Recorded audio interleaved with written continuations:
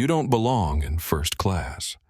Those 5 words didn't just destroy a flight attendant's career, they triggered the most brutal corporate execution in aviation history. When Diana Cross boarded Flight 318 that stormy Thursday evening, she wasn't looking for trouble. She was exhausted, underestimated, and dressed like any other tired traveler in a university hoodie and sneakers. The crew saw a target. The entitled passenger in 2E saw an inconvenience, but none of them realized they were picking a fight with the woman who had signed their paychecks just 18 hours earlier. They thought she was a nobody. They were catastrophically wrong. She was the owner. And what happened next wasn't just justice. It was a masterclass in how one moment of disrespect can demolish an empire overnight. The rain hammered against the floor-to-ceiling windows of the penthouse office like bullets against bulletproof glass, each drop catching the neon glow of Chicago's skyline and transforming it into abstract art that would have sold for millions in the gallery's 47 floors below. Inside the executive suite of DC Enterprises, the air carried the scent of expensive leather and fresh coffee, though the coffee had long since grown cold in its ceramic cup abandoned hours ago when Diana Cross had become too absorbed in the most important negotiation of her life to remember basic human needs like caffeine or sleep. Diana sat behind a desk that had once belonged to a railroad baron from the 1920s, its mahogany surface scarred by decades of power plays and empire building, now supporting 3 laptops, 2 phones, and enough legal documents to paper a small airplane hangar. At 38, she possessed the kind of quiet intensity that made junior executives nervous and board members respectful, the result of building DC Enterprises from a 2-person startup operating out of her garage into a logistics empire worth $3.2 billion. Her dark hair was pulled back in a simple ponytail, and she wore the same charcoal blazer she'd put on 36 hours ago when this marathon negotiation session had begun, though now it was wrinkled enough to suggest she'd slept in it, which she essentially had. The acquisition papers spread across her desk told a story that would reshape American aviation, though only 3 people in the world knew it yet. Skyward Airlines, once a proud carrier that had connected cities across the continental United States for nearly 4 decades, had been hemorrhaging money for the past 2 years, their stock price falling faster than a damaged aircraft in a death spiral. Bad management, outdated aircraft, and a corporate culture that seemed designed to alienate passengers had driven them to the brink of bankruptcy, and their board of directors had been quietly shopping for a white knight investor who could inject enough capital to keep them airborne. What they hadn't expected was for their savior to be a black woman who had started her career by being passed over for promotions at 3 different companies, because her ideas were too aggressive and her leadership style not collaborative enough, which she had eventually learned were polite corporate euphemisms for being too competent while female and black. Those early rejections had taught her that the business world rewarded conformity and punished authenticity, so she had stopped trying to fit into other people's companies and had built her own, instead creating DC Enterprises as a testament to what happened when talent was allowed to flourish without artificial limitations. The final signature had been placed on the documents at 2:17 in the morning, making Diana Cross the majority owner of 51% of Skyward Airlines through a shell corporation called Phoenix Holdings, a name she had chosen because it represented exactly what she planned to do with the failing carrier. The lawyers from both sides had shaken hands with the exhausted politeness of people who had been negotiating for longer than most people spent awake, and then they had disappeared into the Chicago night, leaving Diana alone with the knowledge that she now controlled the destiny of an airline that employed 12,000 people and served 14 million passengers annually. Her phone buzzed with a text from Elena Rodriguez, her chief of staff, and the closest thing to a best friend that Diana's demanding schedule allowed. Press conference scheduled for tomorrow at 2 p.m. Board meeting at 10 a.m. Private jet fueled and ready. Get some sleep. But Diana wasn't ready to sleep, not yet, because she had just made a decision that surprised even herself. Instead of taking her Gulfstream G650 back to New York for tomorrow's board meeting, She was going to fly commercial on Skyward Airlines Flight 318, departing Chicago O'Hare at 6:45 p.m. and arriving at JFK at 10:20 p.m. The decision wasn't entirely rational, but it was strategic in a way that her Harvard Business School professors would have appreciated and her competitors would have feared. Diana had spent her entire career studying companies from the outside, analyzing their financial statements and market positions and customer satisfaction scores. But she had never owned an airline before, and she wanted to understand what her 12,000 new employees actually did when they thought no one was watching. She wanted to see how Skyward Airlines treated passengers who weren't VIPs or frequent flyers or corporate executives, because she suspected that a company's true character revealed itself in how it handled people who had no power to retaliate when they were mistreated. She walked to the floor-to-ceiling windows and stared out at the storm that was battering the city, watching lightning illuminate the clouds in stark, dramatic flashes that reminded her of camera flashes at press conferences. Tomorrow, every business journalist in the country would want to know how a logistics company had suddenly decided to enter the aviation industry, and they would ask probing questions about her plans for Skyward Airlines, and whether she intended to strip it for parts or invest in its revival. But tonight, she was going to be just another passenger in Seat 2F, observing and learning and preparing for the transformation that would begin as soon as she walked into that boardroom tomorrow morning. Diana changed out of her business attire and into clothes that would help her blend into the crowd of tired travelers who filled airports every evening. She chose a vintage Northwestern University hoodie that she had owned since graduate school, black leggings that were comfortable enough for a cross-country flight, and white sneakers that looked expensive enough to suggest she wasn't completely broke, but practical enough to suggest she wasn't wealthy either. She pulled her hair back into a simple ponytail and grabbed a small backpack instead of her usual leather briefcase, transforming herself from corporate executive into anonymous passenger in less than 10 minutes. As her car pulled away from the DC Enterprises building and headed toward O'Hare Airport, Diana felt the familiar mixture of excitement and apprehension that always accompanied major transitions in her life. She was about to test an airline that she now owned, but more importantly, she was about to test a culture that she would need to either fix or replace entirely.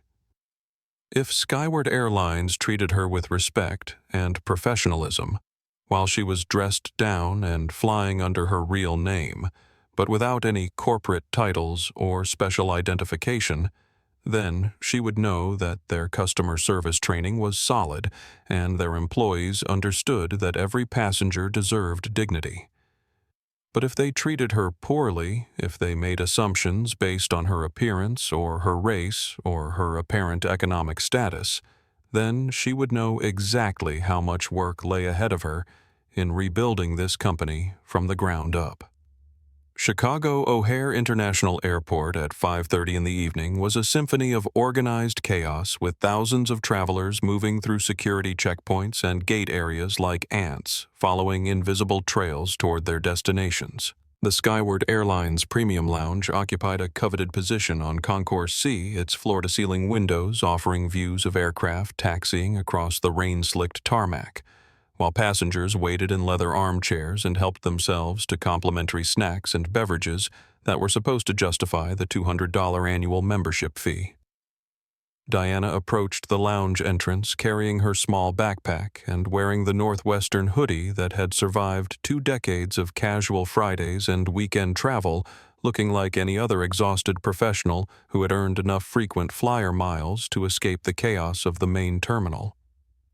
The automatic glass doors slid open with a soft whisper, revealing an interior design that probably looked impressive in the architectural renderings, but had aged poorly in the harsh reality of daily use. The carpet was a deep blue that might have been elegant when it was installed, but now showed every coffee stain and piece of chewing gum that had been ground into its fibers over the years, and the leather furniture was beginning to crack in ways that suggested the airline's maintenance budget had been cut more aggressively than anyone wanted to admit. Behind the check-in counter, a young man with a perfectly sculpted haircut and a name tag that read Marcus was engrossed in something on his personal cell phone, his thumb scrolling through what appeared to be social media posts, while he occasionally chuckled at content that was apparently much more interesting than the passengers who were paying his salary. Marcus looked like he had stepped out of a catalog for business casual clothing with a crisp white shirt and navy tie that suggested he took his appearance seriously, but his body language suggested that he took his job considerably less seriously. Diana waited patiently for 30 seconds, then cleared her throat softly and said, "Excuse me," in the polite tone that years of corporate meetings had taught her to use when she needed something from someone who wasn't paying attention. Marcus looked up with the expression of someone who had been interrupted during something important. His eyes conducting a rapid assessment that started with her hoodie, moved to her sneakers, and concluded with a look of barely concealed irritation that suggested he had already categorized her as someone who probably didn't belong in the premium lounge. "Can I help you?" Marcus asked in a tone that clearly communicated that helping her was the last thing he wanted to do, and that he was already mentally preparing to direct her toward the gate area where economy passengers were supposed to wait among the hard plastic chairs and overpriced airport restaurants. His fingers drummed impatiently on the counter while his eyes drifted back toward his phone, as if he was hoping this interaction would be brief enough that he could return to whatever had been capturing his attention. Diana smiled the patient smile that she had perfected during years of dealing with difficult clients and said, "I'd like to check on the status of Flight 318 to JFK and confirm that my seat assignment is still available."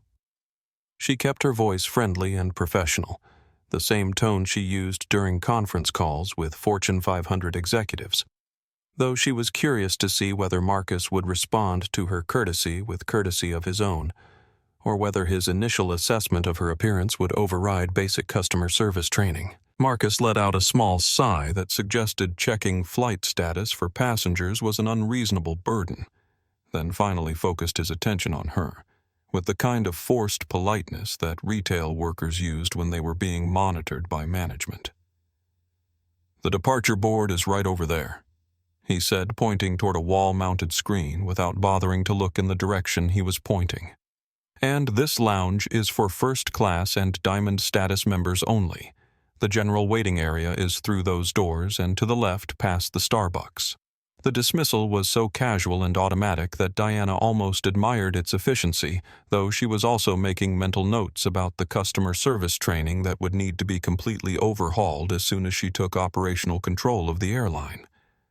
"I understand where I am," Diana replied calmly, reaching for her phone to display the mobile boarding pass that showed her seat assignment.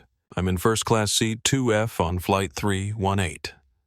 Marcus looked at her phone screen with the skeptical expression of a bouncer checking the identification of someone who claimed to be 21 but looked 16, then grabbed the device from her hand without asking permission, and began tapping at the screen with aggressive finger movements that suggested he was hoping to find evidence that she was lying about her ticket.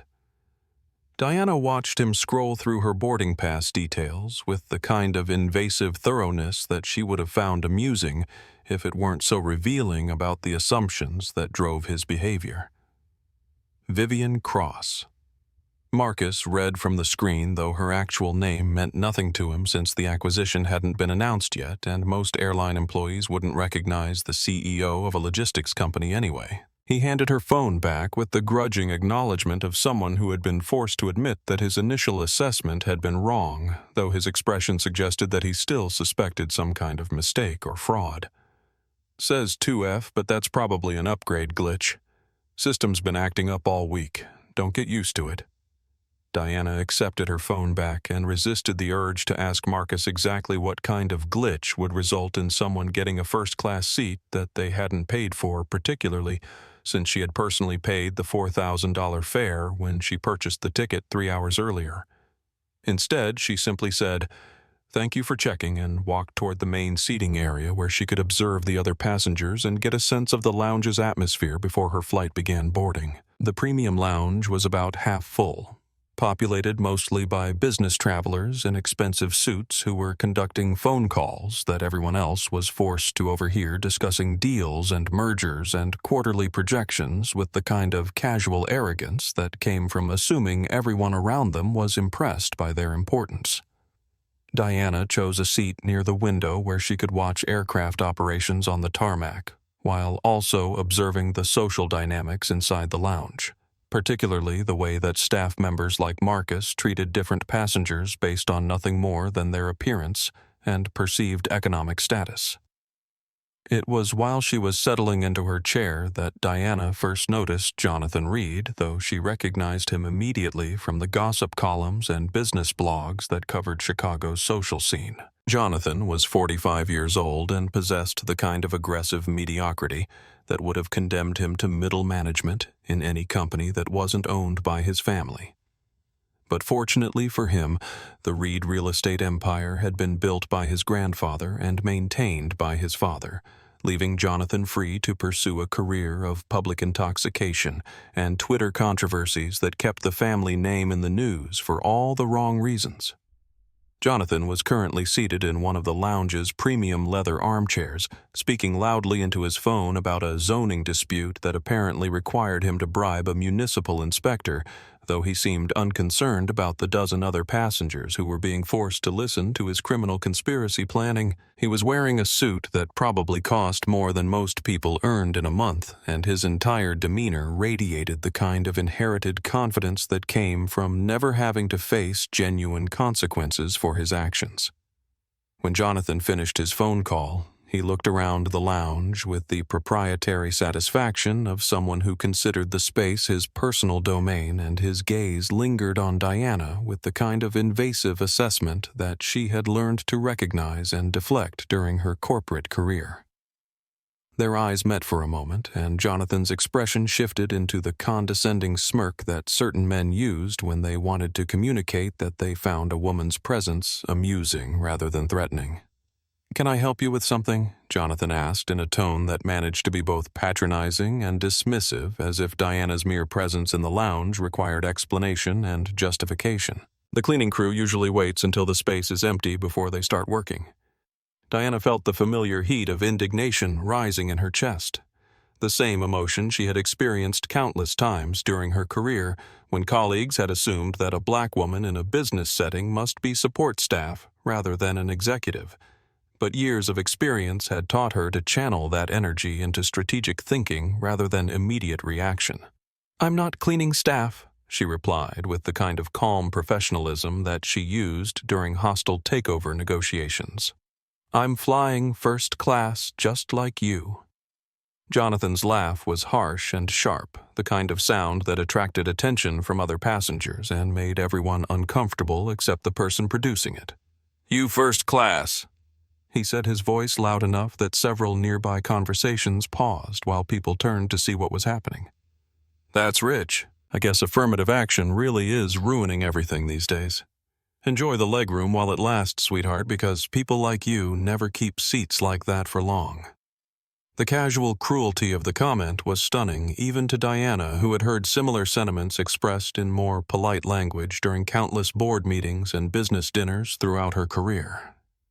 But there was something particularly naked about Jonathan's bigotry that made it almost refreshing in its honesty, as if he was too drunk or too arrogant to bother with the usual euphemisms and coded language that more sophisticated racists used to express the same underlying beliefs. Diana leaned back in her chair and studied Jonathan's flushed face with the kind of clinical interest that a scientist might use when examining an interesting specimen. "Be careful, Mr. Reed," she said softly, her voice carrying just enough authority to make him pause. "Turbulence hits when you least expect it." The gate area for Flight 318 was a study in controlled chaos when boarding began at 6:15, with passengers clustering around the desk in loose formations that roughly corresponded to their assigned boarding zones, while gate agents made announcements that were barely audible over the general noise of conversation. Rolling luggage and overhead pages calling for passengers who were apparently lost somewhere in the terminal. Diana stood near the window watching ground crews load baggage into the cargo hold of the Boeing 757 that would carry her to New York, noting the efficiency of their movements and the apparent lack of urgency that suggested the flight would probably depart on time despite the weather delays that were affecting other airlines. The priority boarding line was marked with ropes and signs that were supposed to create an orderly queue for first-class passengers and frequent flyers. But the reality was a disorganized mass of business travelers who seemed to believe that standing closer to the gate agent would somehow make the aircraft depart sooner. Diana joined the line with her boarding pass ready on her phone, positioning herself behind an elderly couple who were discussing their grandchildren's college plans with the kind of detailed enthusiasm that suggested they would continue the conversation throughout the flight, regardless of whether anyone else wanted to hear it. Standing guard at the aircraft entrance was flight attendant Rachel Martinez, a woman whose appearance suggested that she had been hired during an era when airlines prioritized conventional attractiveness over customer service skills, and had somehow survived multiple rounds of layoffs through a combination of seniority and political maneuvering. Rachel was 52 years old with blonde hair that had been sprayed into a helmet-like structure that could probably withstand hurricane-force winds, and she wore her uniform with the kind of rigid precision that suggested she viewed her job as maintaining order rather than providing hospitality. When Diana reached the front of the line, Rachel stepped directly into her path with the physical authority of someone who was accustomed to controlling passenger movement through intimidation rather than assistance. "Zone 1 only. Right now," Rachel announced, though Diana was clearly holding a Zone 1 boarding pass and had been waiting in the designated line for 10 minutes. Economy passengers board in about 15 minutes. Diana held up her phone displaying the boarding pass that clearly showed her seat assignment in first class. But Rachel barely glanced at the screen before making a show of examining Diana's appearance with the kind of obvious skepticism that was designed to make her feel unwelcome. The assessment started with her northwestern hoodie moved to her comfortable leggings and concluded with her white sneakers, as if Rachel was conducting a detailed investigation into whether someone dressed so casually could possibly afford a first-class ticket. "I need to see your identification," Rachel said, extending her hand with the expectation of immediate compliance, though Diana had noticed that Rachel hadn't requested identification from any of the previous passengers who had boarded the aircraft, including Jonathan Reed, who had swept past her with nothing more than a casual wave of his boarding pass. "Sometimes the system generates incorrect seat assignments, and I need to verify that you're supposed to be in first class." Diana retrieved her driver's license from her wallet and handed it over, watching as Rachel examined the document with the kind of suspicious intensity that border guards reserved for travelers who were attempting to enter countries illegally. Rachel held the license up to the light as if checking for signs of forgery, bent it slightly to test its flexibility, and compared the photograph to Diana's face with theatrical thoroughness that was clearly intended to embarrass rather than verify. "This doesn't look like you," Rachel said, though the photograph was less than 2 years old, and Diana's appearance had changed only in minor ways since it was taken. "The hair is different, and you look younger in the picture. Are you sure this is your identification?" The question was so obviously ridiculous that Diana almost laughed. But she maintained her composure and simply said, "I'm sure," while making mental notes about the additional customer service training that would be required once she began implementing operational changes. She was beginning to understand why Skyward Airlines had been losing passengers to competitors, because if this was how they treated paying customers during the boarding process, she could only imagine how they behaved during actual flights when passengers were trapped in a confined space with limited recourse. Rachel finally handed the license back with obvious reluctance, as if she was disappointed that she couldn't find grounds to deny Diana access to the aircraft, but her expression brightened as she seized on another opportunity to exercise her authority. "Fine, you can board," Rachel said, stepping aside just enough to create a narrow passage. "But I'm going to need you to store that backpack in the overhead compartment immediately. We don't allow personal items to create clutter in the first-class cabin, and some passengers have complained about having to look at cheap luggage during their flight." The comment was carefully calculated to humiliate without quite crossing the line into actionable discrimination, and Diana recognized the technique from her early corporate career when supervisors had used similar tactics to make her feel unwelcome without saying anything that could be reported to human resources. She nodded politely and walked through the aircraft door, entering the first-class cabin of what was now technically her own airline, while being treated like an unwelcome intruder who was lucky to be allowed on board at all. The first-class section of the Boeing 757 was cramped by modern standards, with leather seats that had probably been impressive when they were installed 15 years earlier, but now showed the wear and tear of thousands of flights and millions of passengers. The cabin felt dated and tired, with fake wood paneling that was beginning to peel at the edges and reading lights that flickered when passengers adjusted them. But Diana could see the bones of what could be an impressive travel experience if the airline invested in proper maintenance and updates. She located seat 2F, a window seat on the right side of the aircraft that offered views of the wing and engine, but when she approached the row, she discovered that someone else was already sitting in her assigned seat. A young woman with bright pink hair and designer clothing was comfortably settled in 2F, with a Louis Vuitton handbag on her lap and a tablet in her hands, completely absorbed in whatever she was watching on the screen while occasionally popping bubbles with the gum she was chewing. Next to her, in seat 2E, sat Jonathan Reed, looking supremely satisfied with himself as he sipped from a glass of champagne that a flight attendant had apparently already provided, though the aircraft was still at the gate and beverage service wasn't supposed to begin until after takeoff. When Jonathan saw Diana approaching, his expression shifted into the same condescending smirk that he had worn in the lounge, as if her presence on the aircraft was a source of entertainment rather than concern. Diana checked her boarding pass once more to confirm that she was in the correct row, then addressed the young woman politely. "Excuse me, I think you might be in my seat. I have 2F. She kept her tone friendly and non-confrontational, assuming that the seating error was an honest mistake that could be resolved quickly and amicably once the confusion was explained. The pink-haired woman looked up from her tablet with the blank expression of someone who had been interrupted during something important, then returned her attention to the screen without bothering to respond.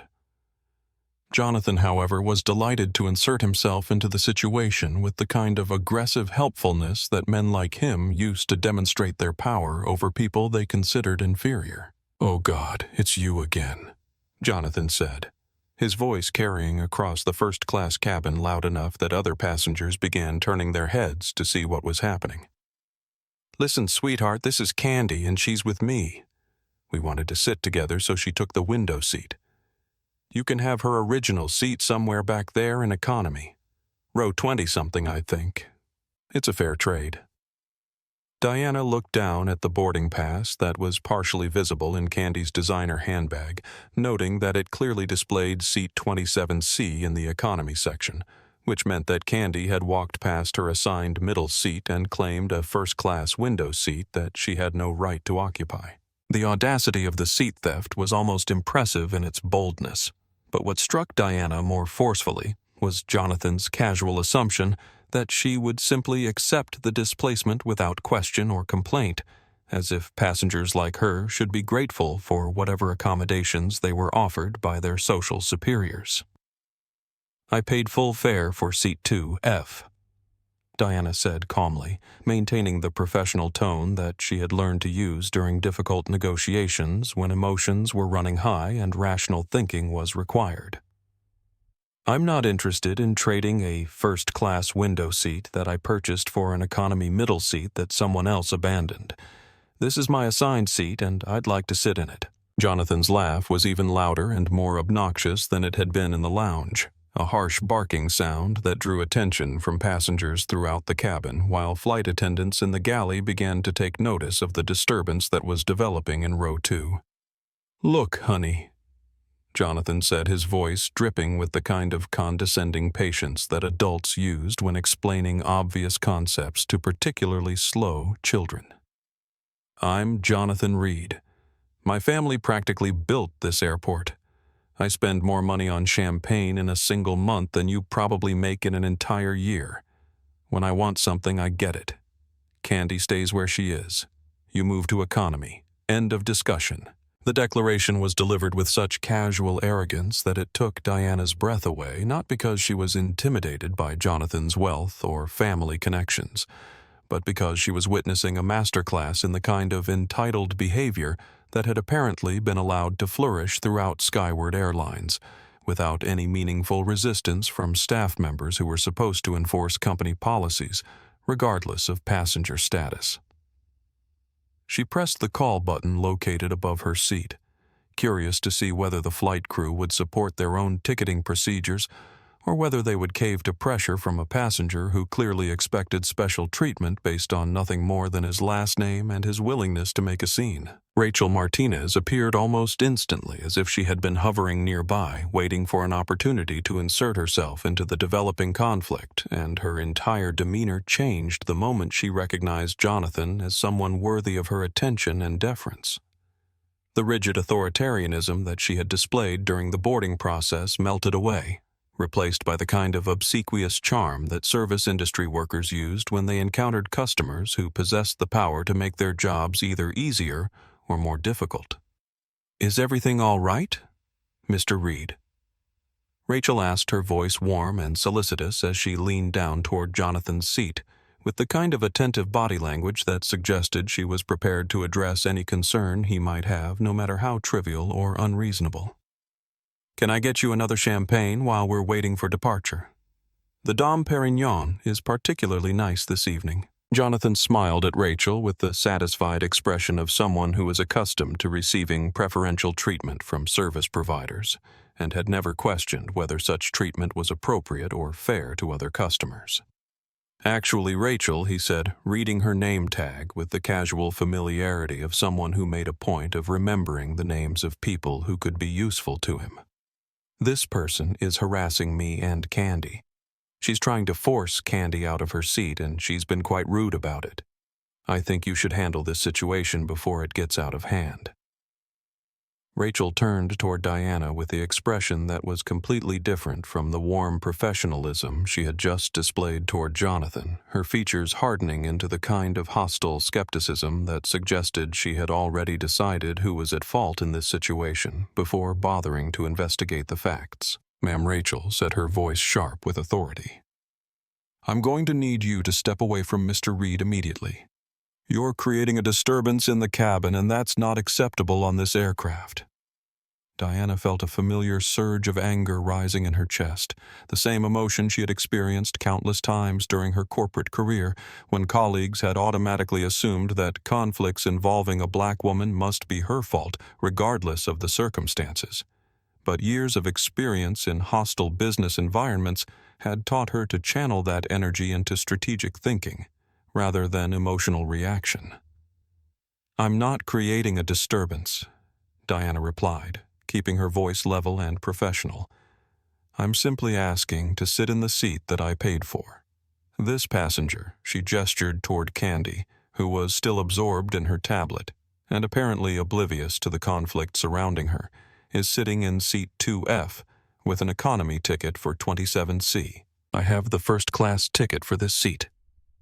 Rachel let out a theatrical sigh that was clearly intended to communicate her exasperation with passengers who didn't understand how the aviation industry actually worked, then fixed Diana with a look that combined pity and condescension in equal measure.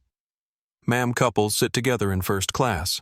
That's standard industry protocol. Mr. Reed is one of our most valued customers, and when he requests that his companion be seated next to him, we accommodate that request as a courtesy. It's just good customer service." The explanation was so obviously fabricated that Diana almost admired Rachel's creativity, since there was obviously no airline policy that allowed passengers to claim seats that they hadn't purchased, simply because they were traveling with someone who had bought a first-class ticket. But she was beginning to understand that Skyward Airlines operated according to informal rules that prioritized the comfort of certain passengers over the rights of others. "That's not how airline seating works," Diana said, maintaining her calm demeanor despite the growing absurdity of the situation. "Passengers sit in the seats they purchased. If Mr. Reed wanted his companion in first class, he should have bought her a first-class ticket. Rachel stepped closer to Diana, invading her personal space in a way that was clearly designed to intimidate and establish dominance, while her voice dropped to a tone that suggested she was rapidly losing patience with a passenger who refused to accept reasonable accommodation. "Ma'am, are you refusing to follow crew instructions? Because I need to inform you that interfering with flight operations is a federal offense, and I have the authority to remove disruptive passengers from this aircraft. Now, you can either take seat 27C voluntarily, or you can explain to airport security why you refused to comply with crew directives." The threat was carefully calculated to exploit most passengers' fear of being arrested or banned from future flights, and Diana recognized the technique as a classic example of authority figures using their power to coerce compliance rather than address legitimate complaints.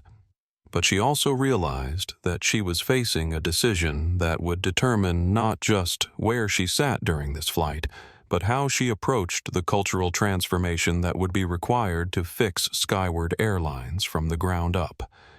She could reveal her identity now and watch Rachel's attitude change instantly from hostile to apologetic, but that would only teach the flight attendant to treat people better when she thought they might have power to retaliate rather than learning to treat all passengers with basic dignity regardless of their apparent status. Diana looked at Rachel's determined expression, then at Jonathan's satisfied smirk, then at Candy's complete indifference to the conflict that was raging around her, and made a strategic decision that surprised even herself. If she wanted to understand how deeply the culture of discrimination was embedded in this airline, she needed to see how far they were willing to push their mistreatment of a passenger they perceived as powerless, because only then would she know exactly how much work lay ahead of her in rebuilding the company's values from scratch. "Fine," Diana said quietly, picking up her backpack and stepping away from row 2. "I'll take seat 27C." She could see the triumph in Jonathan's eyes and the satisfaction in Rachel's posture, and she knew that they believed they had won this confrontation through superior social status and institutional power. But what they didn't realize was that they had just provided her with all the evidence she needed to justify the personnel changes that would begin as soon as she reached New York. The walk from first class to seat 27C felt longer than the actual distance warranted, not because the Boeing 757 was particularly large, but because every step took Diana further from the comfortable accommodation she had purchased and deeper into the cramped quarters where Skyward Airlines apparently believed that certain passengers belonged regardless of what they had paid for their tickets. The economy section was packed with travelers who looked as tired and stressed as Diana felt business people who had been unable or unwilling to pay first-class prices. Families with young children who were already showing signs of the restlessness that would probably last throughout the flight, and college students who were traveling with the kind of overstuffed backpacks that suggested they had packed their entire lives into carry-on luggage. Seat 27C was exactly what Diana had expected from an economy middle seat, a narrow space wedged between two passengers who had claimed both armrests and seemed determined to defend their territory against any encroachment from their unwelcome neighbor. To her left sat a businessman who was consuming what appeared to be a tuna fish sandwich, with the kind of aggressive enthusiasm that filled the immediate area with a pungent aroma that would probably linger throughout the flight. While to her right, a mother was attempting to soothe a crying infant whose distress seemed to increase every time the aircraft's engines changed pitch or the cabin pressure shifted. The seat itself was a masterpiece of cost-cutting engineering with cushions that had been compressed by thousands of previous passengers into something that felt more like sitting on concrete than furniture, and a tray table that had been damaged by some previous traveler and now hung at a crooked angle that made it essentially useless for anything more substantial than holding a cup of water. The overhead compartment was already stuffed beyond capacity with bags that other passengers had crammed into the space without any consideration for weight distribution or accessibility, creating a situation where retrieving any item would require a complex game of Tetris that would probably result in several bags falling onto the heads of passengers below. Diana settled into the cramped space and fastened her seatbelt, then pulled out her phone to begin documenting the experience that would inform the customer service reforms she planned to implement throughout Skyward Airlines. Her first text went to Elena Rodriguez, her chief of staff, who was probably wondering why Diana hadn't taken her private jet to New York as originally planned. Flight delayed. Will miss dinner meeting. Please reschedule board meeting for 10 a.m. tomorrow and prepare full acquisition documentation for presentation. Elena's response came within 30 seconds because she had learned during their 5-year working relationship that when Diana sent cryptic messages about schedule changes, there was usually a significant strategic reason that would become apparent later. Done. Everything all right? Weather in Chicago is terrible. Want me to send the jet? Diana smiled as she typed her response, imagining Elena's confusion when she received a message that would make sense only in retrospect. Do not announce acquisition until further notice. Delay all press releases and board notifications. Also, please research Jonathan Reed family financial connections to Skyward Airlines and identify all banking relationships between Reed Real Estate Holdings and our corporate partners. Need comprehensive report before tomorrow morning. The next message went to David Chen, her chief legal counsel, who specialized in employment law and corporate restructuring, and would need to prepare the documentation required for the personnel changes that Diana was already planning. David Weiss need termination protocols prepared for cause-based employee dismissal at newly acquired company. Grounds include discrimination policy violation and failure to perform assigned duties. May need to move quickly once we take operational control. David's response indicated that he was accustomed to Diana's strategic thinking and didn't require detailed explanations to understand the implications of her requests. Termination packages prepared. Need specific employee information and documentation of policy violations to proceed. Are we implementing immediate changes or waiting for transition period? Diana looked around the economy cabin, noting the way that flight attendants moved through the aisles with the kind of mechanical efficiency that suggested they were going through motions rather than providing genuine service, and made a decision that would have surprised her business school professors with its immediacy and scope. Immediate implementation upon acquisition announcement. No transition period.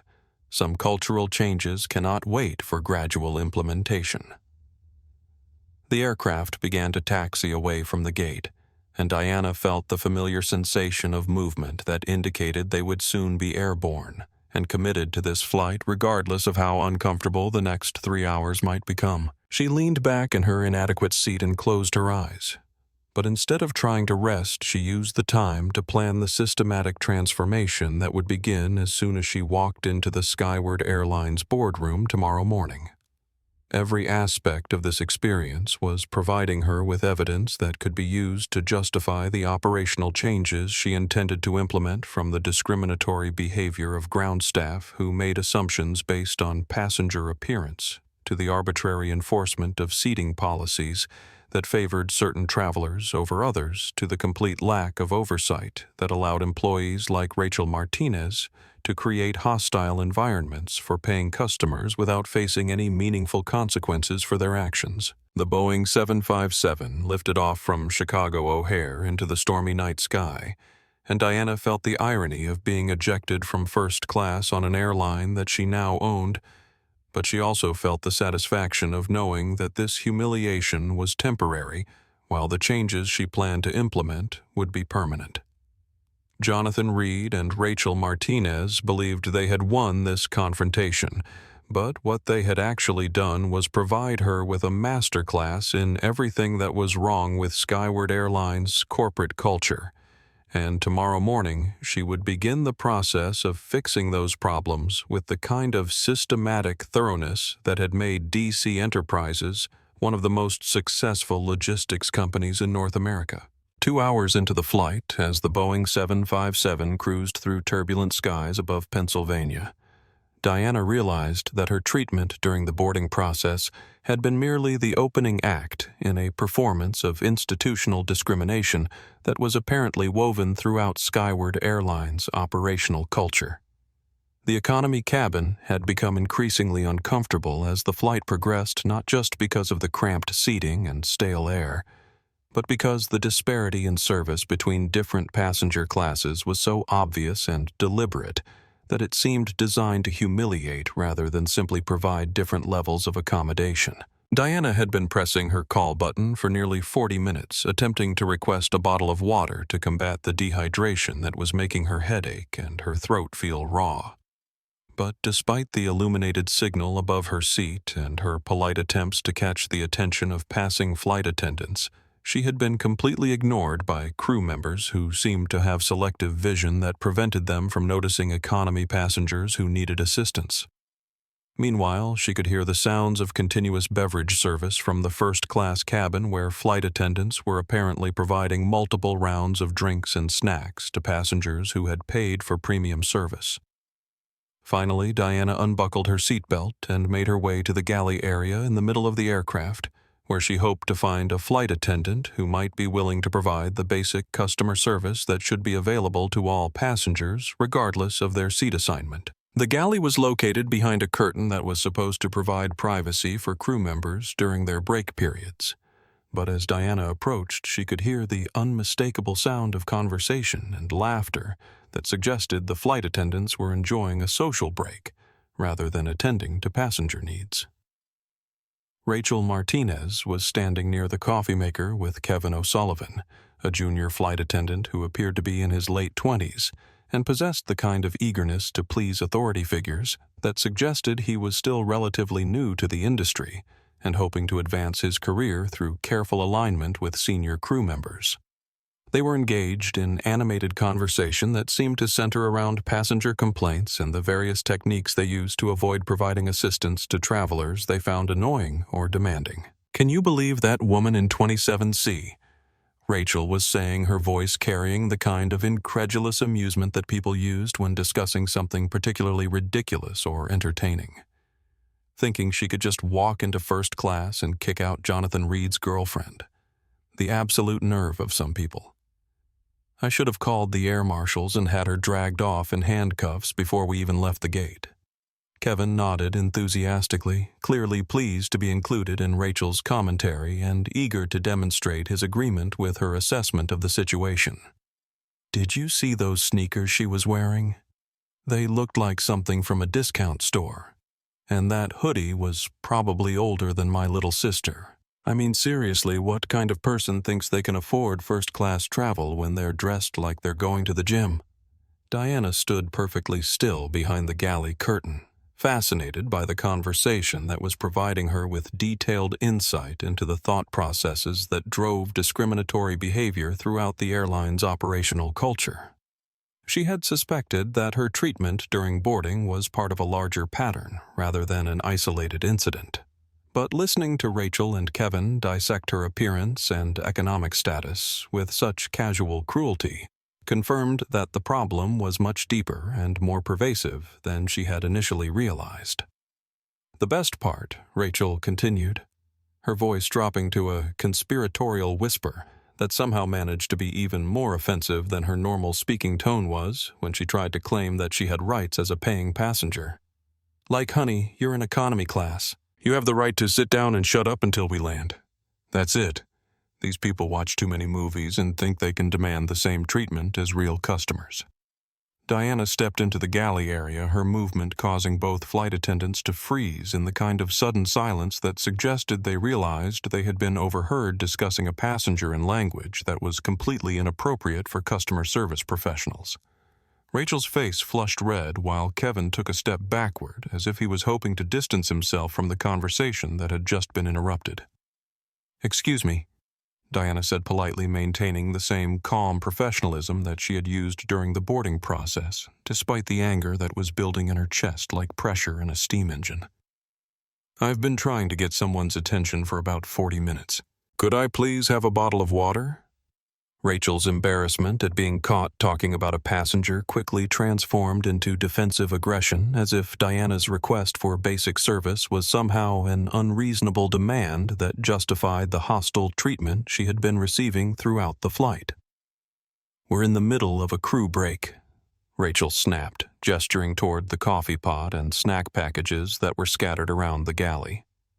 "Beverage service for economy doesn't begin for another hour. You need to return to your seat and wait like everyone else."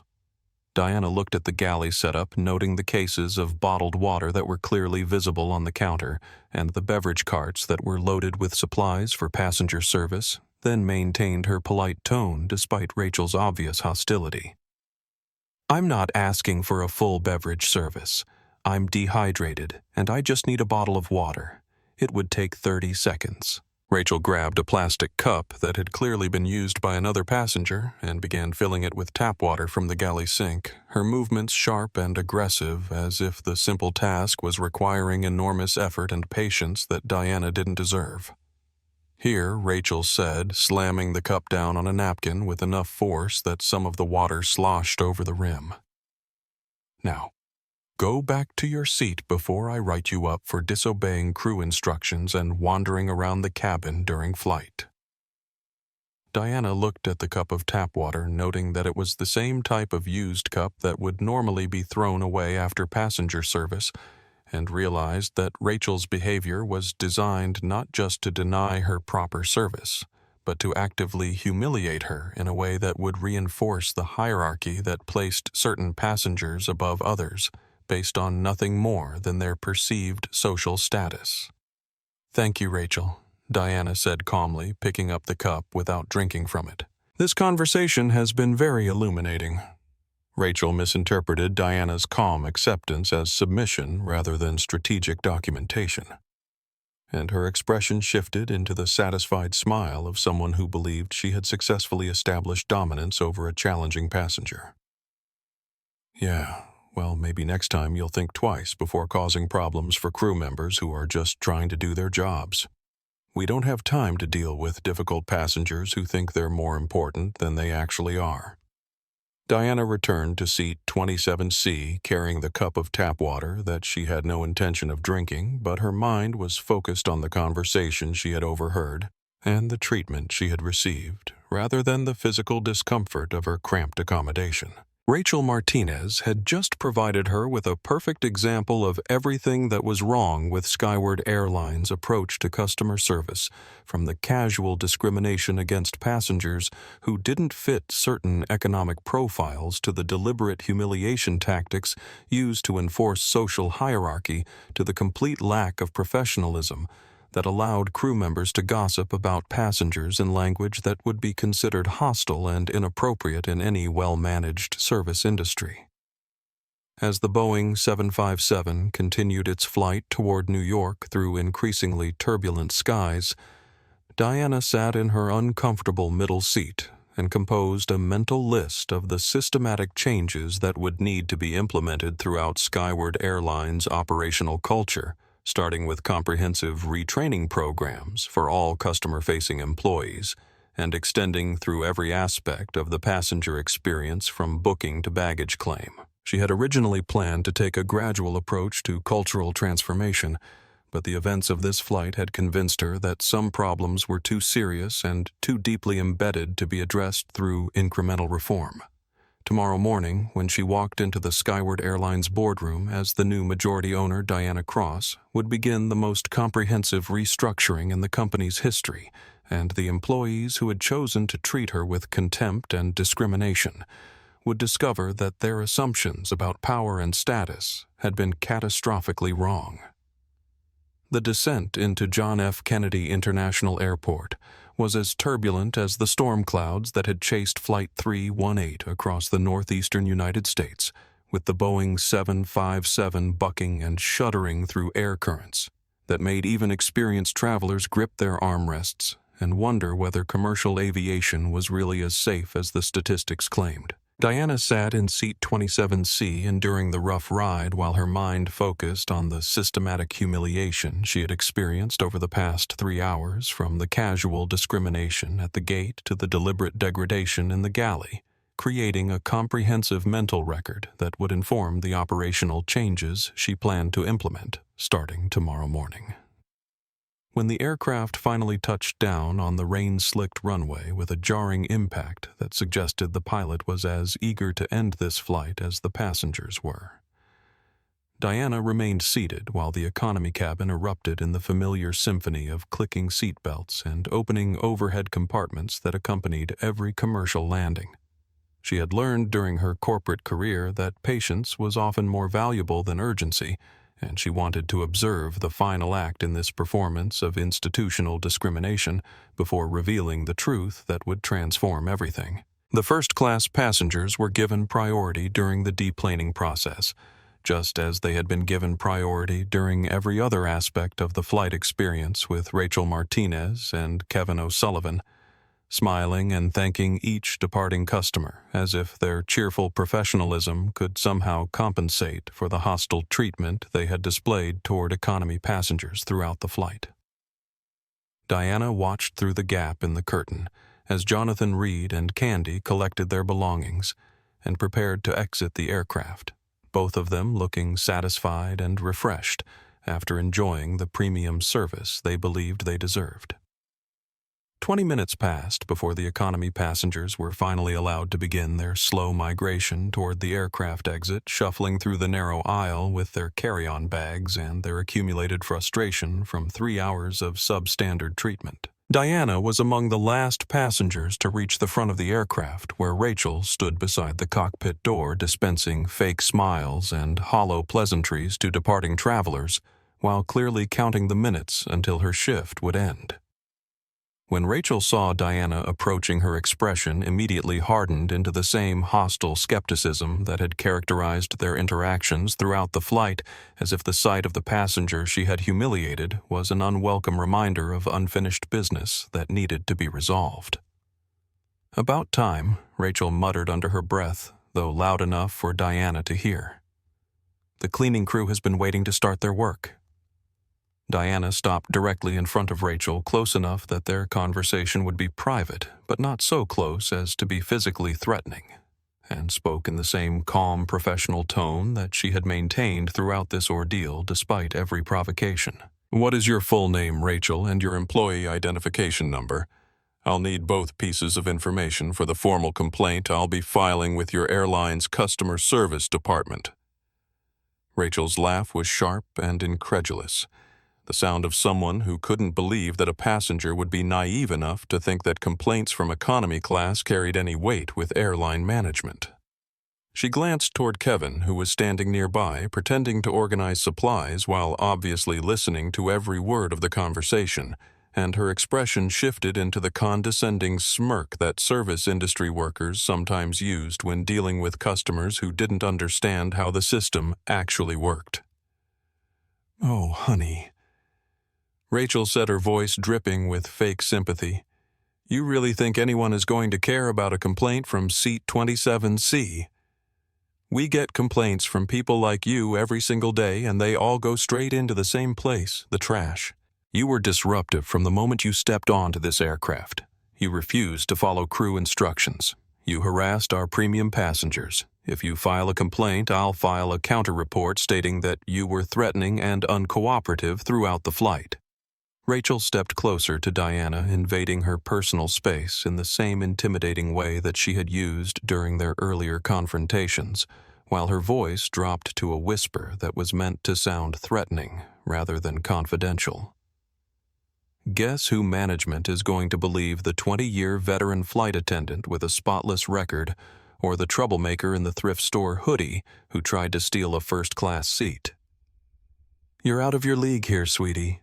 Take my advice and just walk away before you embarrass yourself even more." Diana maintained eye contact with Rachel throughout this monologue, her expression never changing from the calm professionalism that had apparently frustrated the flight attendant throughout their interactions, and when Rachel finished speaking, Diana simply nodded as if she was considering the advice she had been given.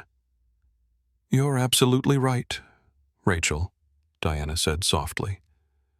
"Management probably wouldn't believe me if it was just my word against yours.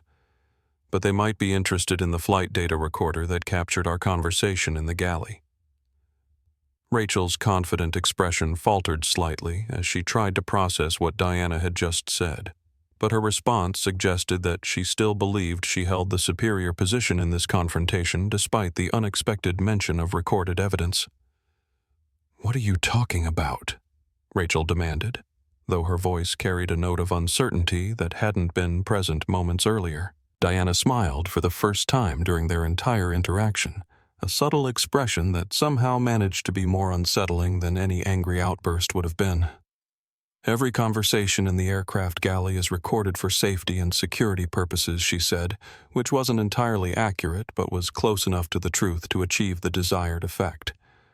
"I'm sure the cockpit voice recorder also picked up the disturbance when you allowed an economy passenger to illegally occupy a first-class seat that belonged to a paying customer."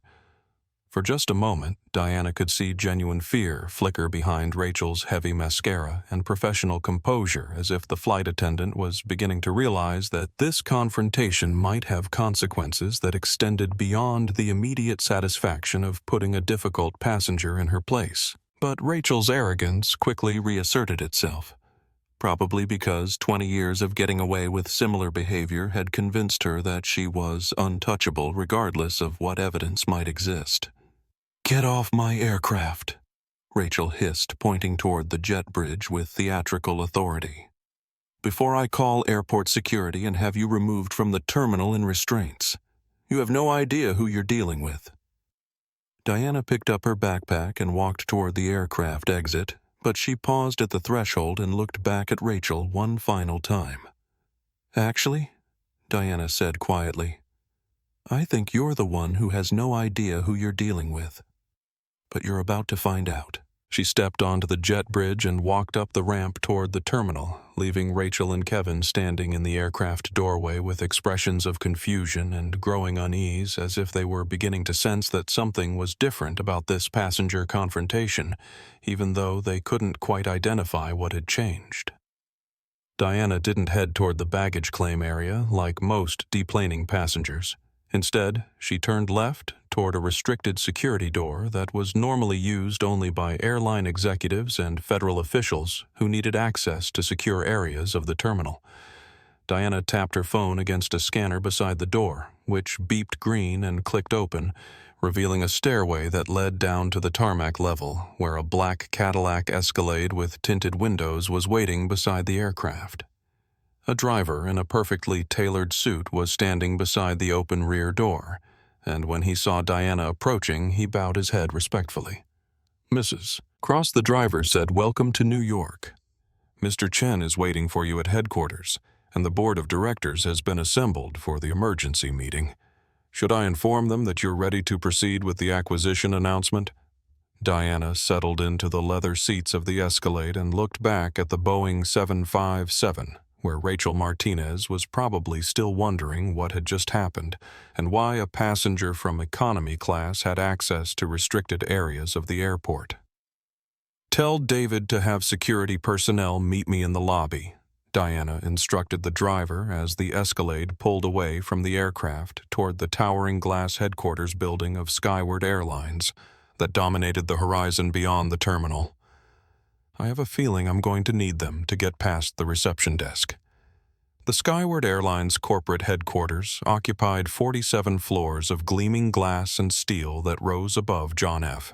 Kennedy International Airport, like a monument to the aviation industry's golden age, though the building's impressive exterior concealed the financial struggles that had driven the company to seek outside investment to avoid bankruptcy.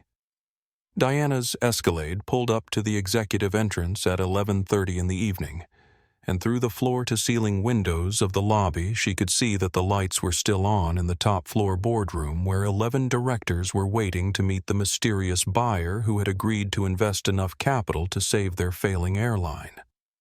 The lobby was a study in corporate intimidation with marble floors that reflected the overhead lighting like a mirror, and a reception desk that looked like it had been designed to prevent unauthorized access rather than welcome visitors. Behind the desk sat two receptionists who appeared to have been hired for their ability to project an aura of professional hostility toward anyone who didn't obviously belong in an executive environment, and both women looked up with barely concealed suspicion when Diana walked through the revolving doors, wearing her Northwestern hoodie and carrying her small backpack.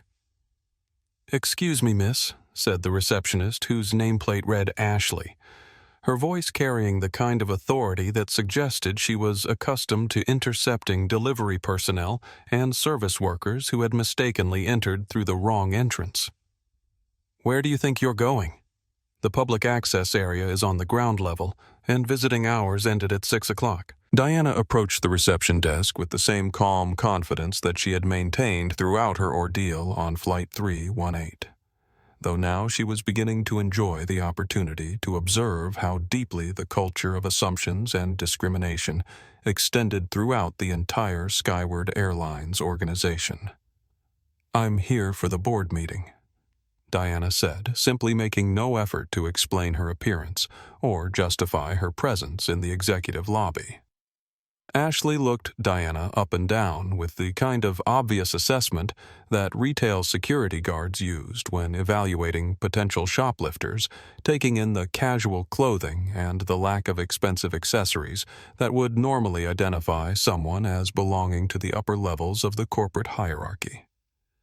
"Are you here to clean the boardroom?" Ashley asked, her tone suggesting that she was trying to be helpful rather than insulting. "Janitorial services use the service elevator around the corner. You're not supposed to be in the executive lobby after business hours." The assumption was so predictable that Diana almost smiled because it perfectly illustrated the narrow thinking that had apparently infected every level of Skyward Airlines' operational culture, from flight attendants who couldn't imagine that a black woman in casual clothing might belong in first class to receptionists who couldn't conceive that the same woman might belong in a boardroom. "I'm not here to clean anything," Diana replied, maintaining her professional tone. "I have a meeting with the board of directors and the chief executive officer." Ashley's laugh was sharp and incredulous, the sound of someone who had heard ridiculous claims from confused visitors before and knew how to handle the situation efficiently. "Honey, the board is meeting with the new owner of the airline. That's not you. Security will escort you out of the building if you don't leave voluntarily." At that moment, the elevator doors at the far end of the lobby opened with a soft chime, and David Chen stepped out, flanked by two security personnel in dark suits who looked like they were prepared to handle any situation that might arise. David was Diana's chief legal counsel and one of the few people who knew about her decision to fly commercial instead of taking her private jet. Though even he looked surprised when he saw her standing at the reception desk still wearing the casual clothes that had caused so much confusion throughout her journey. "Ms. Cross," David said, his voice carrying across the marble lobby with enough authority to make both receptionists freeze in shock. "I apologize for the delay. The board has been assembled and they're ready to proceed with the acquisition announcement whenever you're prepared to begin." Ashley's face went through a series of rapid color changes as she tried to process what she had just heard, her expression shifting from confident dismissal to growing confusion to dawning horror as she realized that she had just attempted to eject the new owner of Skyward Airlines from her own building. "Mr. Chen?" Ashley stammered, her voice barely above a whisper. "You know this person." David fixed Ashley with the kind of withering stare that corporate lawyers used when dealing with people who had made serious professional mistakes.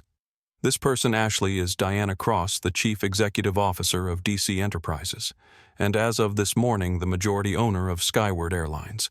She is, in other words, the person who now determines whether you continue to have a job." Diana stepped past the paralyzed receptionist toward the executive elevator, but she paused long enough to address Ashley directly. "Don't worry about calling security," Diana said softly. "I'll be making extensive changes to the personnel roster over the next few days, and your name is already on the list." The elevator ride to the 47th floor gave Diana a few minutes to prepare for the confrontation that would formally begin her ownership of Skyward Airlines, and allow her to implement the systematic changes that had become necessary based on her experiences during Flight 318. David briefed her on the board composition during the brief journey upward, noting that all 11 directors were men.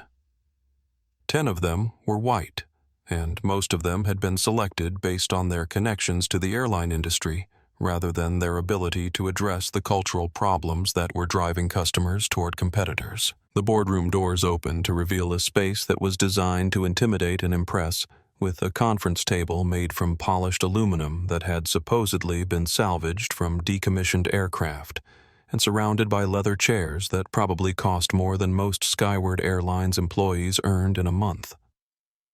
11 men in expensive suits were seated around the table looking tired and anxious because they had been waiting for over an hour to meet the investor who would determine whether their airline survived or disappeared into bankruptcy. At the head of the table stood Arthur Hendricks, the current chief executive officer who had presided over Skyward Airlines' decline into financial distress through a combination of poor strategic decisions and complete inability to recognize that the aviation industry was changing faster than his management team could adapt. Arthur was 62 years old, with silver hair and a demeanor that suggested he had spent his career believing that authority was more important than competence and his expression. When Diana entered the boardroom, perfectly captured the shock that powerful men experienced when their assumptions about who belonged in positions of leadership were suddenly challenged. The silence that filled the boardroom was dense and uncomfortable, broken only by the soft hum of air conditioning and the distant sound of aircraft operations on the tarmac below. While 11 directors tried to reconcile their expectations of what a corporate buyer should look like with the reality of the black woman in casual clothing who had just walked into their domain. Arthur stopped pacing and stared at Diana as if she were an optical illusion that might disappear if he blinked hard enough. "Gentlemen," David Chen announced, his voice cutting through the stunned quiet with professional authority. "May I present Diana Cross, Chief Executive Officer of DC Enterprises and the new majority owner of Skyward Airlines." Arthur Hendricks found his voice first, though his question revealed the depth of his confusion and the narrow framework through which he understood corporate power. "This," he said, gesturing vaguely toward Diana while his eyes darted between her hoodie and David's serious expression. "This is the buyer. This is the person who purchased controlling interest in our airline." Diana walked slowly to the head of the conference table, her movement causing Arthur to step aside automatically, though he seemed unaware that he was yielding his position to someone he still couldn't quite accept as his new superior. She placed her hands flat on the polished aluminum surface and leaned forward slightly, her eyes moving from face to face around the table as she studied the men who had been responsible for running Skyward Airlines into the ground. "You seem surprised, Arthur." Diana said, her voice calm and professional, but carrying an undercurrent of authority that made everyone in the room understand that significant changes were about to begin. "Were you expecting someone who looked different?"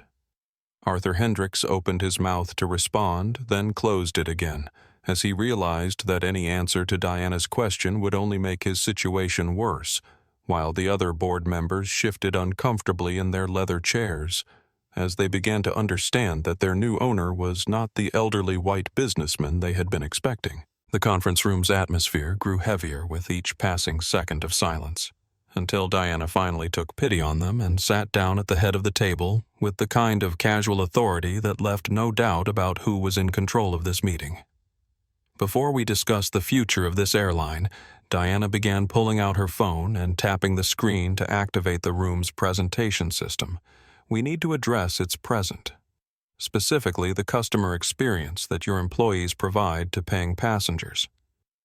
The large monitor on the wall flickered to life, displaying the passenger manifest for Flight 318 with seat assignments and passenger information clearly visible to everyone in the room. "I flew here tonight on Flight 318 from Chicago O'Hare." Diana continued, her voice remaining professionally calm, while her eyes moved around the table to gauge the reactions of directors who were beginning to sense that this meeting would not proceed as they had anticipated. I traveled incognito to observe how your airline operates when management isn't watching, and what I discovered was a level of discrimination and unprofessionalism that explains exactly why Skyward Airlines has been losing customers to competitors. The board members exchanged nervous glances, and Arthur's face had gone pale as he began to realize that the casual questions about Diana's appearance might have been based on personal experience rather than abstract curiosity. "What exactly did you observe?" asked one brave director whose nameplate identified him as Thomas Bradley, though his voice suggested he was already dreading the answer.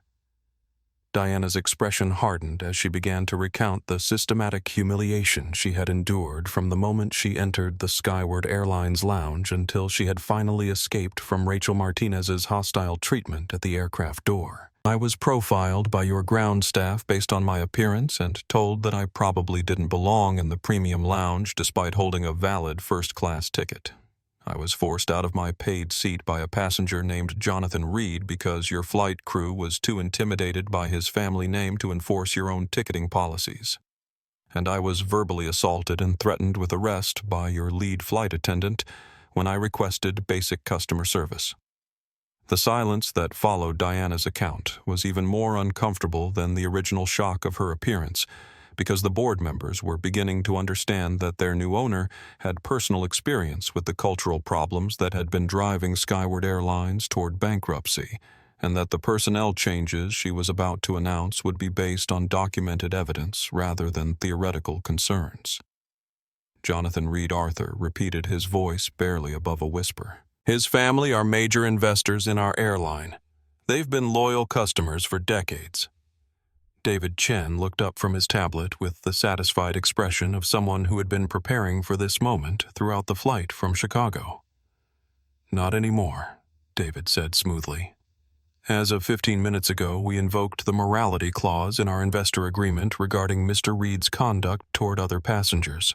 His shares are being purchased back at current market value, which, given the financial state of this company, represents a significant loss for the Reed family holdings." Diana leaned back in her chair and studied Arthur's increasingly panicked expression with the kind of clinical interest that corporate executives used when observing competitors who were about to be eliminated from the market. "That was just the beginning," Diana said, her voice carrying a note of satisfaction that suggested she was enjoying this reversal of power dynamics. "Now we're going to address the employee performance issues that I observed firsthand during my customer experience evaluation."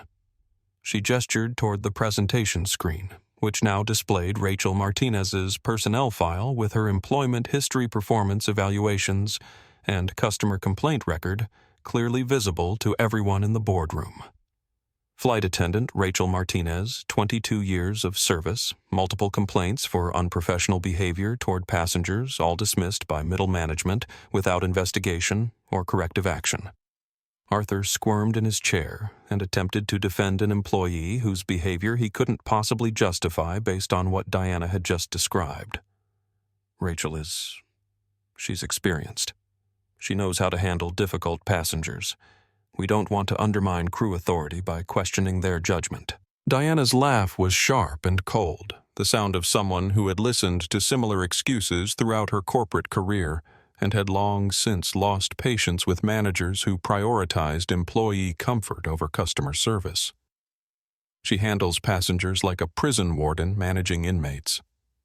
Diana snapped her professional composure, cracking slightly to reveal the anger that had been building since her encounter with Rachel in the aircraft galley. "She is a perfect example of the toxic culture that has destroyed this airline's reputation and driven away millions of dollars in revenue." She stood up and walked to the window that offered a view of the tarmac where Skyward Airlines aircraft sat waiting for their next flights, then turned back to face the board with an expression that left no doubt about the scope of the changes she intended to implement. "David, terminate Rachel Martinez's employment immediately. Cause gross misconduct, customer harassment, discrimination, and failure to adhere to company policies. No severance package. David nodded and began typing on his tablet, while several board members looked like they wanted to object, but couldn't find words to defend behavior that was clearly indefensible. Furthermore, Diana continued, terminate Kevin O'Sullivan for complicity in discriminatory behavior and failure to report policy violations by senior crew members. Arthur found his voice long enough to make one last desperate attempt to maintain some control over the personnel decisions that were reshaping his airline in real time. Diana, please, these are experienced employees. Surely we can address these issues through additional training rather than immediate termination. Give me 6 months to implement cultural changes. Diana returned to her seat and fixed Arthur with a stare that could have frozen the Hudson River in July. You don't have 6 minutes, Arthur, let alone 6 months. She reached into her hoodie pocket and removed a folded document that she slid across the polished aluminum table until it stopped directly in front of the soon-to-be former chief executive officer. Your resignation letter. Sign it, and then remove yourself from my building. While Arthur stared at the resignation papers with the expression of someone watching his entire career disappear in real time, Diana's systematic dismantling of Skyward Airlines' old power structure was already being implemented throughout the organization. At JFK Airport, Rachel Martinez was discovering that assumptions about authority and untouchability could be shattered as quickly as passengers' dignity had been destroyed in the first-class cabin of Flight 318, while Diana Cross was systematically dismantling the executive structure that had allowed Skyward Airlines' toxic culture to flourish unchecked. Rachel Martinez was experiencing her own moment of reckoning in the crew operations area of Terminal 4, where flight attendants normally completed their post-flight paperwork and prepared for their next assignments without any expectation that their employment status might change between landing and clocking out.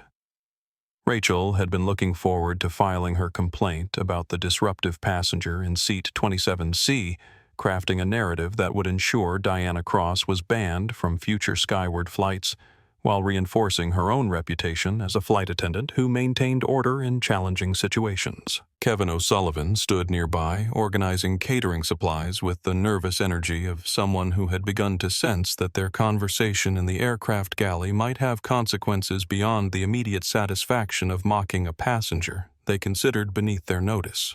But Rachel remained confident in her position within the airline's hierarchy, secure in the knowledge that 22 years of seniority and management support had made her essentially untouchable, regardless of how passengers might complain about her customer service techniques.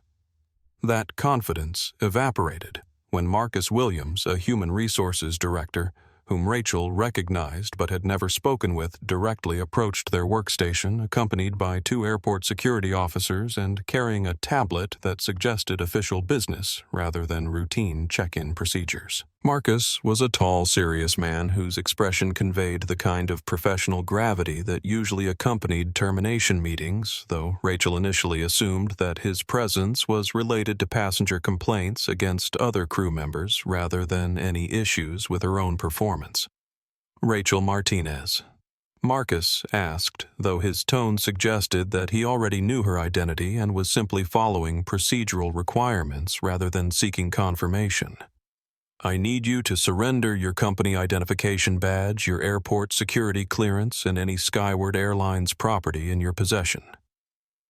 The words hit Rachel like physical blows, each syllable carrying implications that her mind struggled to process because they represented a reality that she had never considered possible, despite the occasional passenger complaints that she had always managed to deflect or dismiss through careful alliance with supervisory staff. Excuse me, Rachel, said her voice rising in pitch as confusion gave way to the first stirrings of panic. What are you talking about? If this is about that passenger in 27C, I have documentation of her disruptive behavior throughout the flight. Marcus consulted his tablet with the methodical thoroughness of someone who had conducted similar meetings many times before and understood the importance of following proper procedures even when the circumstances were unusual. Your employment with Skyward Airlines has been terminated, effective immediately, he said, his voice remaining professionally neutral despite the magnitude of the announcement. "The decision comes directly from the board of directors and the new ownership. You are being escorted from the premises as a security precaution." Rachel's laugh was high and hysterical, the sound of someone whose entire worldview was collapsing faster than her mind could adjust to new information, because the idea that a passenger complaint could result in immediate termination was so far outside her experience that it seemed like an elaborate practical joke rather than a genuine employment action. "This is ridiculous," Rachel said, her voice echoing off the concrete walls of the crew area. "I've been with this airline for 22 years. You can't just fire me because some economy passenger lied about mistreatment. I have union representation. I have seniority rights. That woman was a nobody." Marcus looked up from his tablet with the expression of someone who was about to deliver information that would fundamentally alter Rachel's understanding of her situation, and his tone became slightly less formal, as if he was trying to help her comprehend the magnitude of her mistake. "Ms. Martinez, the passenger you removed from first class and refused to serve during the flight, was Diana Cross, the chief executive officer of DC Enterprises and, as of this morning, the majority owner of Skyward Airlines. You didn't just mistreat a customer. You discriminated against your new boss." The color drained from Rachel's face so quickly that Kevin instinctively stepped forward as if he was afraid she might faint, while her mind raced backward through every interaction she had experienced with the woman she had dismissed as an economy-class troublemaker who didn't deserve basic courtesy, much less the first-class accommodations she had paid for. The sneering dismissal at the aircraft door, the deliberate humiliation in the galley, the casual cruelty that had seemed so justified when directed toward someone she considered powerless, all of it now appeared in a completely different context that made Rachel understand exactly how catastrophically she had misjudged the power dynamics of Flight 318. "That's impossible," Rachel whispered, though her voice carried no conviction, because she was beginning to remember the quiet confidence that had characterized Diana's responses to every provocation, the calm professionalism that had never cracked even under the most hostile treatment, and the final warning about not knowing who she was dealing with that had seemed like empty bravado at the time but now took on ominous significance. Marcus gestured toward the security officers who had been waiting patiently for their role in this termination procedure to begin. "Your badge and access credentials, please. Personal items from your locker will be mailed to your address on file. You are not permitted to return to Skyward Airlines property without written authorization from senior management." Rachel unclipped her identification badge with trembling fingers, the same credential that had given her authority over passenger boarding and cabin service for more than 2 decades, and handed it over with the mechanical movements of someone who was operating on autopilot, while their conscious mind struggled to process the complete reversal of everything they thought they understood about their position in the world. "And you as well," Mr. O'Sullivan Marcus said, turning his attention to Kevin, who had been trying to make himself invisible during Rachel's termination, but was now discovering that proximity to discrimination made him equally culpable in the eyes of Skyward Airlines' new management. "Your employment is terminated for complicity in policy violations and failure to report misconduct by senior crew members." Kevin's badge joined Rachel's in Marcus's possession, and then both former flight attendants were escorted through the terminal by security officers, who treated them with professional courtesy but unmistakable authority, walking them past gates and restaurants and shops where they had once belonged to the airline community, but were now unwelcome visitors who needed to be removed from the premises as quickly and quietly as possible. The social media explosion began before Rachel and Kevin had even reached the terminal exit, because Leo Morrison, the 19-year-old college student who had discreetly filmed the boarding confrontation from seat 2A, had spent the flight editing his footage into a concise narrative that captured every moment of Diana's humiliation and Rachel's casual cruelty. He uploaded the video to TikTok with a caption that read, "Flight attendant kicks actual airline owner out of first class for entitled rich guy. Wait for the ending," and within 2 hours the post had accumulated over 8 million views and counting. The footage was devastating in its clarity, showing Rachel's sneering dismissal of Diana's legitimate claim to seat 2F. Jonathan Reed's arrogant assumption that his family name entitled him to special treatment, and Diana's dignified acceptance of discrimination that would have sparked outrage from most passengers. But the real power of the video lay in its documentation of institutional bias that millions of viewers recognized from their own experiences with service industries that treated customers differently based on appearance, race, and perceived economic status. Traditional media outlets picked up the story within hours, framing it as the ultimate example of corporate karma and the dangers of judging people by their appearance rather than their character or accomplishments. Business journalists who covered the aviation industry were fascinated by the strategic brilliance of Diana's decision to experience her own airline as an ordinary passenger, while civil rights advocates praised her systematic documentation of discrimination that most executives would never witness firsthand. The stock price of DC Enterprises soared as investors recognized that Diana's acquisition of Skyward Airlines represented not just a business expansion, but a masterclass in corporate culture transformation, while Skyward's previous management team found themselves defending policies and practices that looked increasingly indefensible when subjected to public scrutiny. The viral video had turned a routine passenger complaint into a national conversation about dignity, respect, and the responsibility of service industries to treat all customers with equal consideration, regardless of their apparent social status. Meanwhile, Jonathan Reed was discovering that his family's wealth and connections provided no protection against the legal and financial consequences that followed when powerful people decided that his behavior warranted systematic retaliation. The morality clause that Diana's legal team had invoked to remove the Reed family from their investor position in Skyward Airlines was just the beginning of a comprehensive campaign that would ultimately cost them far more than the money they had lost on their airline investment. 3 weeks after Flight 318 became the most famous commercial aviation disaster in recent memory, Diana Cross stood at a podium in Hangar 7 at John F. Kennedy International Airport addressing a crowd of journalists, aviation industry executives, and Skyward Airlines employees who had gathered to witness the official launch of what she was calling the Dignity Standard, a comprehensive set of policies and training programs designed to ensure that every passenger would be treated with respect, regardless of their appearance, race, or perceived economic status.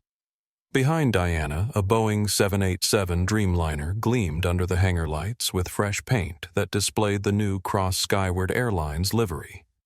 Its blue and silver design incorporating subtle elements that suggested both forward movement and upward aspiration, while completely eliminating the outdated corporate imagery that had made the old Skyward Airlines look like a relic from the 1980s. The aircraft represented more than just cosmetic rebranding. It was the first of 12 new planes that Diana had ordered as part of a fleet modernization program that would replace Skyward's aging aircraft with fuel-efficient, passenger-friendly models that could compete with the industry's most successful carriers. The press conference was being broadcast live on 3 major networks and dozens of aviation industry publications because Diana's acquisition of Skyward Airlines had become a business school case study in hostile takeover tactics and cultural transformation, while the viral video of her mistreatment had generated sustained media coverage that kept the story in the headlines for weeks after the original incident. Diana had embraced the publicity rather than trying to minimize it, understanding that public attention would accelerate the institutional changes she wanted to implement throughout the airline industry. 22 days ago, Diana began her voice carrying clearly through the hangar's public address system. I boarded Flight 318 as an ordinary passenger wearing ordinary clothes and carrying an ordinary ticket. But I was treated as if I didn't belong on the aircraft I owned, because employees of this airline made assumptions about my worth based on my appearance rather than my character. She paused to let the statement sink in while cameras captured the faces of airline executives who were beginning to understand that Diana's transformation of Skyward Airlines would establish new industry standards that they would eventually be forced to adopt or risk losing customers to competitors who provided better service. That experience taught me that the problems facing this airline weren't just financial or operational. They were cultural, and they required solutions that addressed the underlying attitudes and assumptions that drove employee behavior rather than just updating training manuals and policy documents. Diana gestured toward a large screen that displayed customer satisfaction scores and operational metrics that showed dramatic improvements in every category since she had implemented the Dignity Standard throughout Skyward Airlines. Today, I'm proud to announce that we have achieved the highest customer satisfaction ratings in the industry, not by lowering our prices or adding expensive amenities, but by training our employees to see every passenger as a valued guest who deserves courtesy, respect, and professional service, regardless of which seat they occupy. The centerpiece of Diana's cultural transformation was a comprehensive retraining program that required every customer-facing employee to complete 40 hours of education focusing on unconscious bias, customer service excellence, and the economic impact of passenger satisfaction on airline profitability. The program was taught by diversity consultants and customer service experts, but it also included personal testimony from passengers who had experienced discrimination on commercial flights, creating emotional connections that made abstract concepts feel personally relevant to employees who might otherwise dismiss such training as corporate bureaucracy. More importantly, Diana had implemented a zero-tolerance policy for discrimination that included immediate termination for employees who treated passengers differently based on race, gender appearance, or perceived economic status, with no exceptions for seniority or previous performance evaluations. The policy was supported by anonymous reporting systems that allowed passengers and employees to document inappropriate behavior without fear of retaliation, and by regular mystery shopper programs that tested employee compliance with dignity standards during routine flight operations. The transformation hasn't been easy. Diana continued, acknowledging the resistance she had encountered from some longtime employees who struggled to adapt to new expectations about customer service and professional behavior. We've had to replace approximately 30% of our customer service staff, not because they couldn't learn new procedures, but because they couldn't accept that every passenger deserves the same level of respect and courtesy that we provide to our most frequent flyers. The financial results of Diana's cultural transformation had exceeded even her optimistic projections, with Skyward Airlines reporting record passenger loads and revenue growth that attracted attention from investors who were beginning to recognize that customer satisfaction could be a powerful competitive advantage in an industry where many carriers competed primarily on price. Flight attendants from competing airlines were submitting applications to work for Skyward in numbers that allowed Diana to be highly selective in her hiring practices, choosing candidates based on their commitment to customer service rather than just their experience in the aviation industry. Diana's personal story had become part of the company's marketing strategy, not because she enjoyed public attention, but because the narrative of transformation and accountability resonated with passengers who had their own experiences with poor treatment by airline employees. She continued to fly commercially on Skyward flights at least twice per month, sometimes in first class, but often in economy, maintaining her connection to the passenger experience while ensuring that the standards she had established remained operational reality rather than corporate aspiration. 6 months from now, Diana concluded, when you board a Skyward Airlines flight, you won't have to wonder whether you'll be treated with dignity and respect, because those values have been embedded in every aspect of our operation, from gate agents to flight crews to baggage handlers. Every seat tells a story, and every passenger deserves an ending that makes them want to fly with us again. The applause that followed Diana's presentation was sustained and enthusiastic, but she knew that the real test of her transformation efforts would come not during press conferences, but during the thousands of routine interactions between Skyward employees and ordinary passengers who would judge the airline based on their personal experiences rather than media coverage or industry awards. 8 months after Flight 3. 1-8.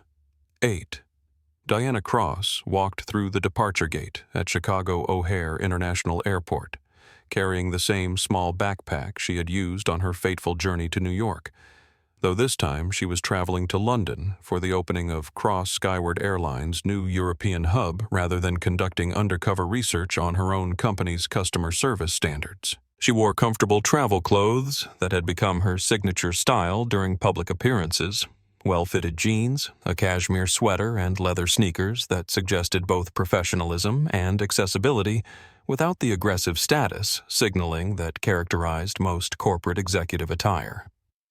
The gate area for Cross Skyward Flight 447 was noticeably different from the chaotic scene that had surrounded Flight 3188 months earlier, with clearly marked boarding zones and customer service representatives who moved through the waiting passengers offering assistance and information rather than simply monitoring for compliance and potential problems. Diana observed the boarding process with the satisfied attention of someone watching a complex system operate according to carefully planned specifications, noting the efficiency of passenger flow and the courtesy that crew members displayed toward travelers regardless of their seat assignments or apparent economic status. When boarding began for first-class passengers, Diana joined the priority line with her ticket displayed on her phone screen, positioning herself behind an elderly couple who were discussing their grandchildren's college applications with the kind of detailed enthusiasm that suggested their conversation would continue throughout the transatlantic flight. The gate agent who checked her boarding pass was a young woman named Sarah Chen, whose professional demeanor combined efficiency with genuine warmth, creating the kind of positive first impression that often determined whether passengers would choose to fly with the same airline for future travel.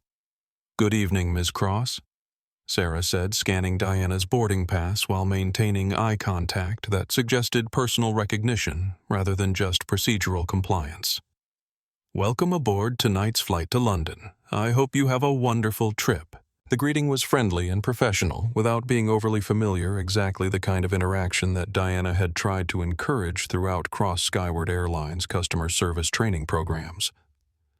Diana walked onto the aircraft, noting immediately how the interior had been transformed during the fleet modernization that had replaced worn leather seats with contemporary designs that maximized passenger comfort while incorporating subtle technology upgrades that enhanced the travel experience. The first-class cabin of the Boeing 787 was spacious and elegantly appointed with individual entertainment systems and power outlets that reflected customer feedback about the amenities that modern travelers expected during long-distance flights. She located Seat 1.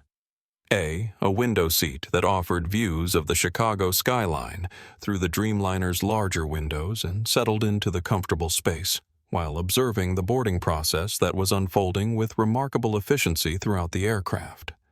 Flight attendants moved through the aisles offering assistance with carry-on luggage and answering passenger questions with the kind of helpful enthusiasm that suggested they genuinely enjoyed their work rather than simply tolerating it as a necessary source of income. As the boarding process continued, Diana noticed an elderly woman in row 4 struggling to lift a heavy carry-on bag into the overhead compartment, her movements suggesting that the weight was beyond her physical capability, while nearby passengers focused on their phones and tablets rather than offering assistance. The flight attendants were occupied with other passengers at the front of the cabin, and Diana realized that this was exactly the kind of situation where small acts of kindness could significantly impact a passenger's travel experience. Without hesitation, Diana unbuckled her seatbelt and walked back toward row 4, where the elderly woman was still attempting to wrestle her bag into the overhead compartment with increasing frustration and embarrassment. "Let me help you with that," Diana said, softly, reaching for the bag with a friendly smile that immediately put the woman at ease. The elderly woman's face brightened with relief and gratitude as Diana effortlessly lifted the heavy bag and secured it in the overhead compartment with the practiced efficiency of someone who had traveled extensively throughout her career. "Oh, thank you so much, dear," the woman said, patting Diana's arm with the kind of genuine appreciation that reminded her why customer service was ultimately about human connection rather than corporate policy. "That's very kind of you. Do you work for the airline?" Diana looked at the Cross Skyward Airlines logo that was embroidered on the cocktail napkins in the seat pocket, then at the diverse crew members who were moving through the cabin, providing assistance with professionalism and courtesy, then at the passengers who seemed relaxed and comfortable, rather than stressed and defensive. And she smiled with the satisfaction of someone who had achieved something meaningful through sustained effort and strategic thinking. "Yes," Diana said, glancing out the window at the runway lights that marked the beginning of another journey. "I work for the airline. I'm just making sure everyone has a good flight." She returned to seat 1A as the aircraft pushed back from the gate and began its taxi toward the runway, looking out at the clear evening sky that stretched endlessly beyond the airport boundaries. The transformation of Skyward Airlines into Cross Skyward had required enormous effort and considerable financial investment. But it had also proven that corporate culture could be changed when leadership was willing to address uncomfortable truths about institutional bias and employee behavior, rather than simply accepting discrimination as an inevitable aspect of business operations. As the Boeing 787 lifted off from Chicago O'Hare and climbed into the night sky, Diana reflected on the journey that had begun with her humiliation in seat 27C and had ultimately resulted in the creation of an airline that treated every passenger with dignity and respect.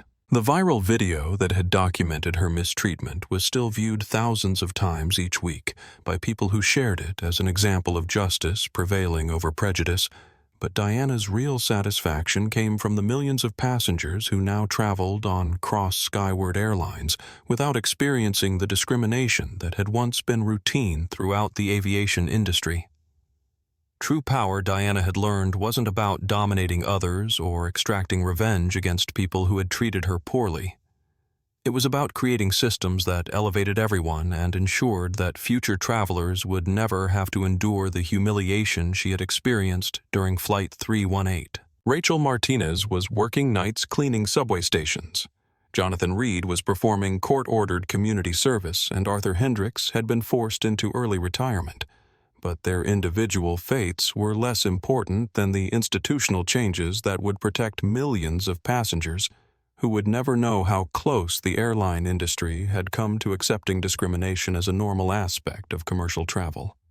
The aircraft reached cruising altitude and the cabin lights dimmed for the overnight flight to London, but Diana remained awake, looking out at the stars that were visible through the Dreamliner's windows, thinking about the letter she had received that morning from a young black woman who had written to thank Cross Skyward Airlines for being the first carrier where she felt completely comfortable traveling alone without worrying about whether her presence would be questioned or challenged by crew members who made assumptions based on her appearance. That letter, more than any industry award or financial metric, confirmed that Diana's transformation of Skyward Airlines had achieved its ultimate purpose, creating a travel experience where every passenger could board an aircraft with confidence that they would be treated with the dignity and respect that should be the foundation of all human interaction, whether in the sky or on the ground.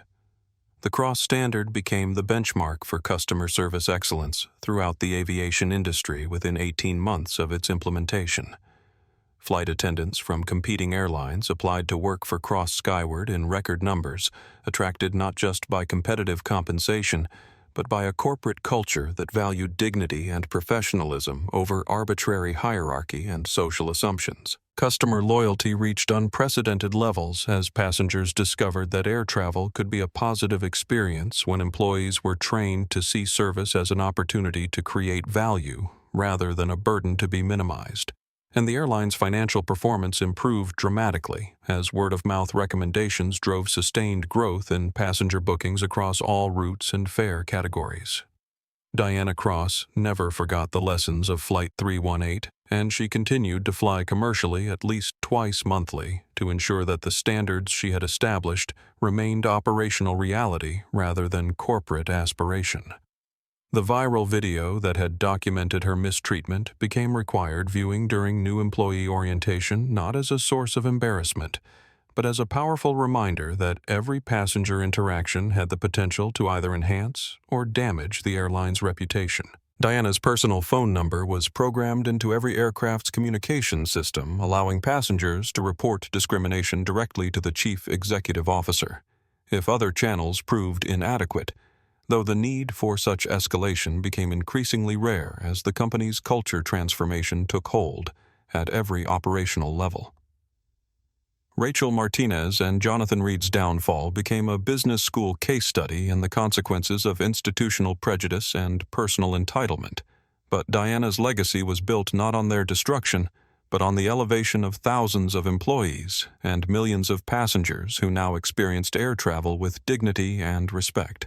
The middle seat in row 27, where Diana had been forced to sit during her humiliation, was preserved in the company's training facility as a symbol of transformation, reminding every cross-skyward employee that the most powerful person in any organization might be the passenger they were tempted to overlook, underestimate, or mistreat based on nothing more than appearance and assumptions.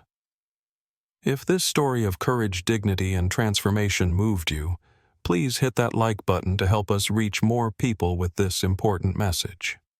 Subscribe to our channel for more inspiring stories of ordinary people doing extraordinary things to make the world more fair and just.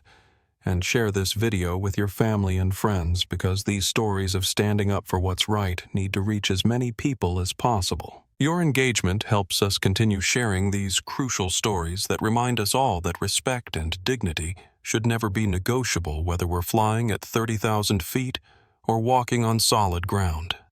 Together we can build a world where every person knows they belong wherever they've earned the right to be.